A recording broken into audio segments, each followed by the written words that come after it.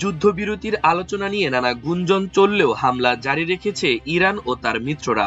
গেল ২৪ ঘন্টায় ২৩ বার হামলার লক্ষ্যবস্তুতে পরিণত হয়েছে ইরাকে অবস্থিত মার্কিন ঘাঁটিগুলো। ইরাকের সশস্ত্র গোষ্ঠী ইসলামিক রেজিস্ট্যান্স দাবি করেছে তাদের যোদ্ধারা গত একদিনে ইরাক ও এই অঞ্চলের বিভিন্ন স্থানে থাকা মার্কিন ঘাঁটিগুলোতে ২৩টি অভিযান চালিয়েছে। এক বিবৃতিতে গোষ্ঠীটি জানিয়েছে এসব হামলায় তারা কয়েক ডজন ড্রোন ব্যবহার করেছে। এদিকে মার্কিন প্রেসিডেন্ট ডোনাল্ড ট্রাম্প ইরানের বিরুদ্ধে চলমান যুদ্ধ শেষ করার জন্য মার্কিন ইসরায়েলি দাবি ও প্রস্তাব সম্বলিত একটি ১৫ দফা পরিকল্পনা জারি করেছেন।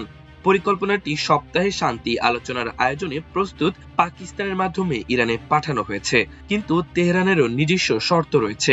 এক প্রতিবেদনে এ তথ্য নিশ্চিত করেছে আল জাজিরা। এখন প্রশ্ন উঠছে, কি যুক্তরাষ্ট্রের ওই ১৫ দফা পরিকল্পনায় আছে? আল জাজিরা এবং আমেরিকান ও ইসরায়েলি সংবাদ মাধ্যমগুলো জানিয়েছে পাকিস্তান, মিশর এবং তুরস্ক বৃহস্পতিবারের মধ্যে ইসলামাবাদে যুক্তরাষ্ট্র ও ইরানের মধ্যে একটি শান্তি বৈঠকের জন্য চাপ দিয়ে আসছে।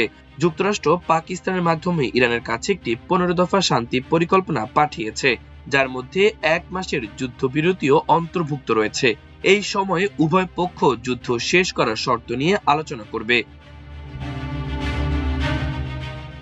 এই পরিকল্পনার সাথে জড়িত কোনো পক্ষই যুক্তরাষ্ট্র, ইরান, ইসরায়েল বা মধ্যস্থতাকারী দেশগুলো ১৫ দফা পরিকল্পনার বিস্তারিত বিবরণ নিশ্চিত করেনি। তবে ইসরায়েলের চ্যানেল 12 এই পরিকল্পনার উপাদানগুলো প্রকাশ করেছে বলে দাবি করেছে। এই প্রস্তাবগুলোর অনেকগুলোই ট্রাম্প প্রশাসন পূর্বে যা বলেছিল তার সাথে মিলে যায়। প্রতিবেদন অনুযায়ী কিছু মূল উপাদানের মধ্যে রয়েছে ৩০ দিনের যুদ্ধবিরতি, নাতাঞ্জ, ইস্পাহান এবং ফোর্দোতে অবস্থিত ইরানের পারমাণবিক স্থাপনাগুলো ভেঙে ফেলা, পারমাণবিক অস্ত্র তৈরি না করার জন্য ইরানের পক্ষ থেকে একটি স্থায়ী অঙ্গীকার, আন্তর্জাতিক পরমাণু শক্তি সংস্থা IAEA এর কাছে ইরানের ইতোমধ্যে সমৃদ্ধকৃত ইউরেনিয়াম মজুদ হস্তান্তর এবং দেশের অবশিষ্ট পারমাণবিক অবকাঠামোর সমস্ত উপাদান পর্যবেক্ষণের জন্য IAEA কে অনুমতি দেওয়ার বিষয়ে ইরানের অঙ্গীকার।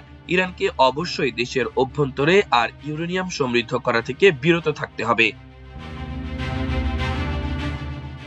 এছাড়াও ইরানের ক্ষেপণাস্ত্রের পাল্লা ও সংখ্যার উপর সীমাবদ্ধতা আরোপ, আঞ্চলিক প্রক্সি শক্তিগুলোর প্রতি ইরানের সমর্থন বন্ধ করা, আঞ্চলিক জ্বালানি স্থাপনাগুলোতে ইরানের হামলা বন্ধ করা, হরমুজ প্রণালী পুনরায় খুলে দেওয়া এবং ইরানের ওপর আরোপিত সমস্ত নিষেধাজ্ঞা প্রত্যাহার এবং নিষেধাজ্ঞা পুনরায় আরোপের সুযোগ প্রদানকারী জাতিসংঘের ব্যবস্থার অবসানের কথা ওই প্রতিবেদনে উল্লেখ করা হয়েছে।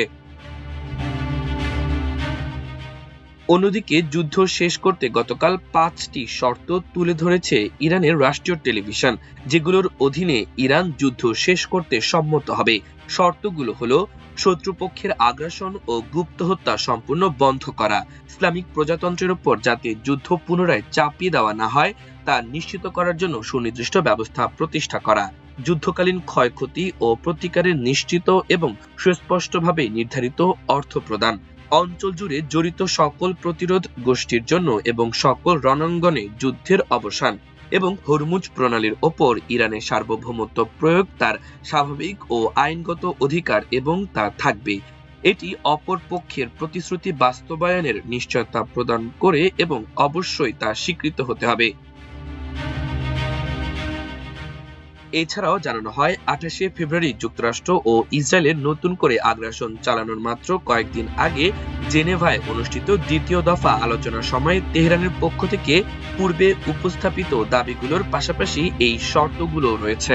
কিন্তু পর্যবেক্ষকরা বলছেন আদৌ কোনো আলোচনা হচ্ছে কিনা এবং যদি হয়ও যুদ্ধ শেষ করার দাবিতে দুই পক্ষের মধ্যে এত বিশাল ব্যবধান থাকায় তারা সফলভাবে আলোচনা করতে পারবে কিনা তা একেবারেই স্পষ্ট নয়। মাল্টিমিডিয়া ডেস্ক, আমার দেশ।